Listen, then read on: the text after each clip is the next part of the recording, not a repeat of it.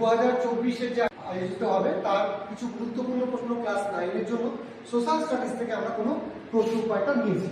প্রথম প্রশ্ন আছে 21শে জুন কর্কট সংক্রান্তি এর কারণ কি? প্রথম অপশনে আছে সূর্যের আপাত গতি, বি সূর্য ক্রমশ দক্ষিণমুখী, সি নিরক্ষরেখায় সবচেয়ে বেশি আলো পড়ে, আর ডি কর্কটক্রান্তি রেখায় সূর্যের আলো লম্বায়ন হয়।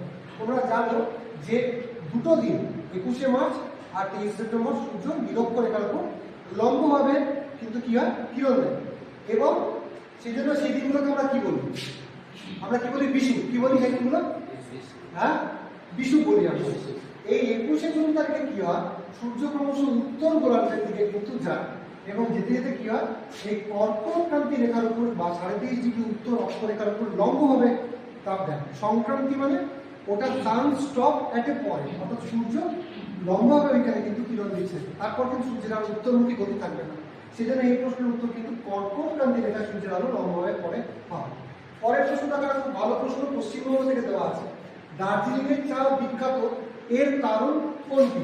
যদি আমরা দেখি পর্ষণ মাটির আধিক্য রয়েছে, তারপর আছে তাপমাত্রা কম ও মৃদু সূর্য কিরণ, তারপর আছে জমিতে সার অধিক পরিমাণে রয়েছে, এবং সবগুলি সঠিক। আমরা জানি যে পার্বত্য অঞ্চলে পর্ষণ মাটি দেখা যায়, সেই পার্বত্য অঞ্চলে পর্ষণ মাটি রয়েছে, এবং দার্জিলিং যেহেতু অনেক বেশি উঁচু অংশ, সেই জন্য তাপমাত্রা কম, এবং চা এমন একটা বাগিচা ফসল যার কিন্তু টেম্পারেচারটা কম যেমন লাগে, মৃদু সূর্য কিরণও লাগে। সেজন্য চায়ের সঙ্গে কিন্তু অন্যান্য গাছকেও লাগানো হয় যাতে সরাসরি সূর্য কিরণ না হয়, এটাও হবে।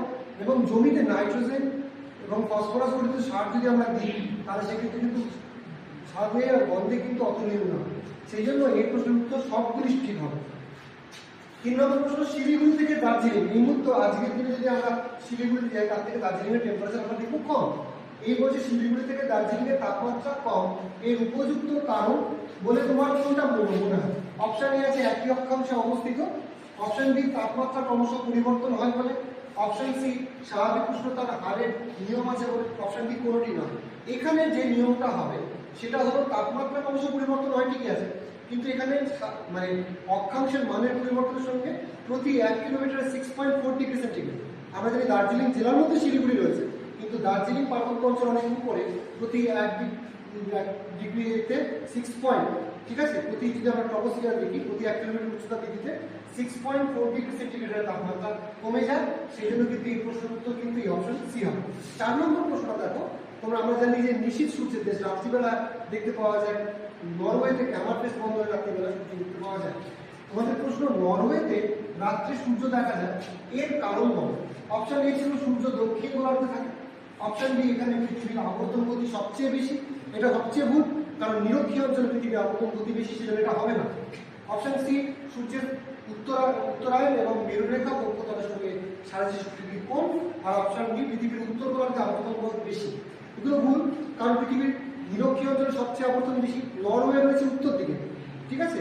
এবার তার ফলে যত উপরের দিকে যাও পৃথিবীর আবর্তন গতি তত কমবে, কারণ অক্ষরেখার পরিধিগুলো আমরা জানি পৃথিবী হলো মধ্যভাগ স্ফীত এবং 2 মেরুর দিকে ক্রমশ চাপ, তার ফলে ওদের পরিধি কম, আবর্তন বেগও পরিবর্তন হয়ে যায়। সেই জন্য এখানে সঠিক উত্তর হবে সি সূর্যের উত্তরায়ণ এবং মেরুরেখা ও কক্ষপথের সঙ্গে 66 ডিগ্রি কোণে অবস্থান। উত্তরায়ণ মানে আমরা জানি 21শে মার্চ সূর্য নিরক্ষরেখার উপর লম্বভাবে কিরণ দেয়, তারপর 21শে জুন কর্কট সংক্রান্তি রেখার উপর অবস্থান করে, যেটা কর্কট সংক্রান্তি। তারপর আবার 23 সেপ্টেম্বর সূর্য আসে হলো নিরক্ষরেখার উপর, যেটাকে বলা হয় জলবিষু। তারপর আবার সূর্য চলে যায় মকরক্রান্তি রেখার উপর, যেটা হলো 22শে ডিসেম্বর। তাহলে এরকম প্রশ্ন কিন্তু তোমাদের আসতে চলেছে ম্যাথের জন্য। আমি প্রস্তুতি করাবো না আগামী দিনে, কিন্তু আরও অনেক কিছু এর উপর আমরা প্রস্তুতি করাবো।